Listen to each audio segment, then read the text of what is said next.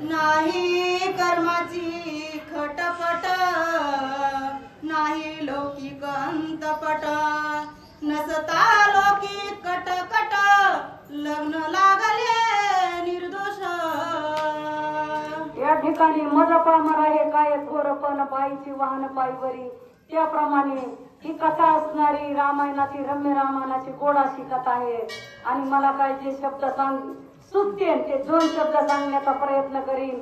समुद्राच्या बेटावर असणार दशरथ राजाचं आणि कौशल्य मातेचं लग्न लागण्याची कथा अशी सांगण्यात आलेली आहे की इथं अंतरपट नव्हता, कुणी ब्रह्मदेव कुणी ब्राह्मण नव्हते, कुणी समाज वराडी लोक नव्हते, असं जे सुचन ते दोन शब्द सांगण्याचा प्रयत्न। आणि साळुंकी मंजुळ बोलत असे वाणी बोलविता धनी वेगळाची, आणि ती वाच्या भगवंत ज्यावेळेस ती अक्षर फुटते ती सांगण्याचा प्रयत्न करीन अशी कथा रामायणाची चालू आहे।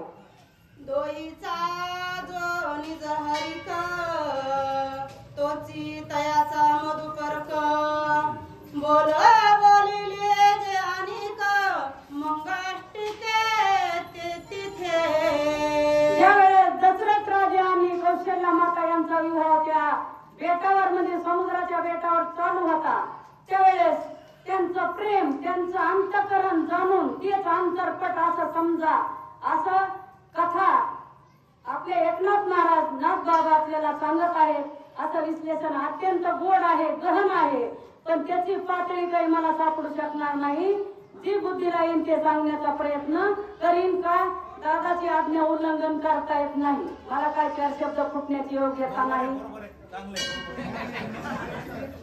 संकल्पाची झाडीली पळे, संकल्पासी मुद ओवाळे, स्वधर्माचा दीप उजळे, सुख कल्याण लग्नार्थ। संकल्पाचा दीप्तीचा प्रज्वलित झालेला आहे आणि त्यांचा संकल्प त्यांचा जे प्रेमभाव होता ते सगळेच विश्लेषण नाथ बाबांनी तेवढे विश्लेषण देता येणार नाहीत।